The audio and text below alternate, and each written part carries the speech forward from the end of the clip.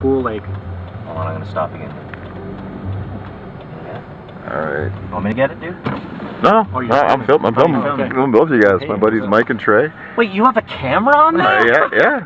This thing is, that's all. This is the camera. This is what I do my out and about time. Is this gonna be an end ready? So yeah, I'm gonna put it. Yo, and ready with people in the house. I don't even know. Yeah. I like the front of the facade. It looks like an old cinema. It's nice. Oh, this is exciting. I'm very excited. I feel like really weird even saying that. I can't believe there's 20 cinemas in there, though. I'm looking forward to the intermission. I wonder if they're actually going to have an intermission. Yeah, I wonder if there is. Yeah, Are they gonna have an overture? Yeah, there's an overture, and then the intermission has music, apparently. There you go. And then shit pops off. So shit's all going down. There you go. Our mission, to get Traie that big pickle. Yeah, they better have pickles now. Or I'm not going in. The guys will be like, guys, sorry. Yeah. That's usually was it the Cinemark 16 had the pickles? Yeah, Yeah, I'm Didn't pretty they have, sure like, this. pickled sausages too. Yeah, but dude, I'm pretty sure this is BYOP. Bring your own pickle. You're allowed two. What are you bringing into the country, sir? Pickles. Just these pickles. Yeah. There's a lot of people in here already. Yeah. Alright, I'm gonna click What this do up. you think the odds are that there's a seat up here? This motherfucker better not be sold out either. Nah. I tried to go online to. Everyone's get going to see tickets. Star Wars. I can't see everybody. everybody. See a fucking album of it. They probably don't even know that this is a Tarantino movie out right now. See if I can get a shot here of the Wow, it's a nice looking cinema. front of this thing. Okay, So now what where does is? it say? I don't even see the Hateful Eight. There, over there, top. Oh yeah, and there's the stupid Point Break remake. Yeah, what's the deal with that, dude? I thought it already came out. Like, Oh, I thought it came out like a few months ago. And I saw a commercial, I was like... Well, who decides that they're gonna remake that movie? It's like, let's pick some obscure movie that wasn't even a hit back when it initially came out and got overshadowed by Terminator 2. What studio is that, by the way? I don't even know. Was it? Jeff knows exactly what movie was out at that time. Well, I was thinking what would be interesting with that franchise, because I saw the trailer and I was like, well, this is kind of an exciting trailer. The acting looks terrible. Well, they always say that, you know, the Fast and Furious Well, that's what I series thought. I was was like, a if they- remake of the Point Break Dude, anyway. this is like the busiest cinema I think I've ever. We might have to seen. park over there in It is- a far away area. Holy. It's Sunday, right? So maybe that's what... No, it is Sunday, isn't it? It's I'm Sunday, so I'm all people go to the messed movies, up with right? it. Rumba, Well, man. the people are going to the movies. Are we still in the States in this? Well, there's a PNC building. Oh, we're there's it. back in Canada. Southgate 20. Anything to declare? Would you see There the we movie? go. All right, guys. Whoops. Star Wars setup, dude. That's pretty cool. All right, this is our program guides here with the Hateful Eight. This is actually kind of nice. I'm actually glad we did this now. Yeah. Oh, awesome. Very nice. Very cool. Very cool. Alrighty. Yeah, so I loved it. I have to absolutely say that I thought it was pretty fantastic. I guess just to recap some of the points we made in the cinema, I kind of thought that the break was a little bit, I don't know, it kind of took a little bit of the momentum out of the movie. I also thought that the credits, maybe saving the credits to the end. Yeah. So we were waiting for people to show up in the movie, and we kind of knew that C-Tates was in the movie. Sexy C-Tates. Trilingual C-Tates. Exactly. Yeah. I wasn't really a fan of the Tarantino narration. I like the first part of it. There was subsequently some more narration later on, which will be interesting to see how they edited it into the final version. But I thought the music was exceptional. Yeah. I thought as a whole, I thought it was brilliantly shot. Both from the opening scenes, you know, the establishing shots and things like that to really demonstrate the full 70mm. Despite the fact that, you know, the majority, you know, 80% of the movie takes place, you know, it's inside. But It was a bit unexpected, I gotta say. I wasn't expecting that level of gore at all. Like as soon as he started, like when he starts punching blood, I was just kind of like, oh, and then it just got more and more escalated to the point where it was like, I wouldn't be surprised if they're making a game of this one. yeah, It was pretty gory. I thought that the last part of the flick got a little too talky. I know that's Tarantino loves his dialogue. I thought the end could have used a little bit more just kind of action as opposed to you know, talking it out and everything like that. I think it would have been much quicker in a real setting like that. I thought it was a little drawn out. Again, it'll be interesting to see what was kind of added for the Roadshow.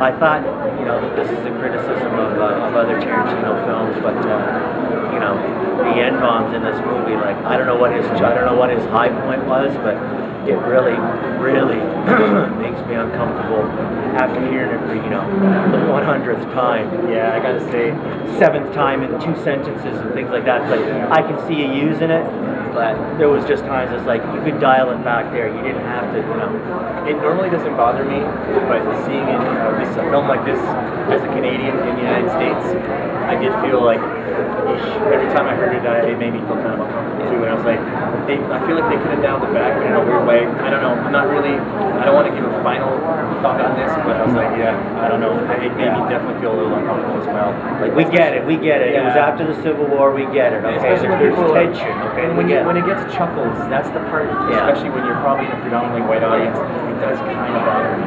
But I don't know. I gotta say too that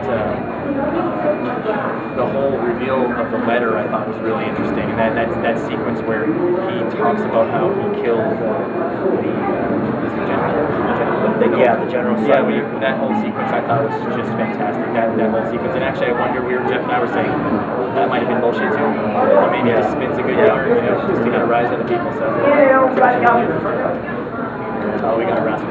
Full marks to Michael Madsen too for that really raspy accent.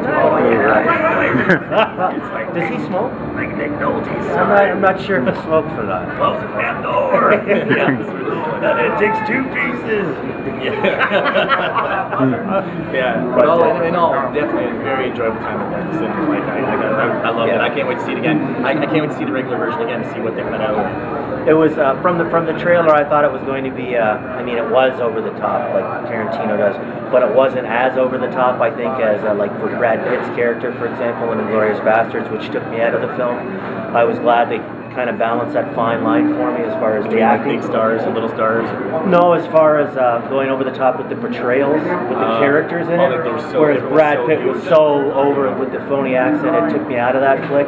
This one, Kurt Russell, like from the trailers and bits and pieces, I thought, and Jennifer Jason Leigh with doing the hangman. But watching the full movie, it was like they balanced that line where it didn't take me out of the film. So I thought he did a good job of restraining enough of those performances while still being obviously bigger than life, fitting the 70 millimeter, if you will.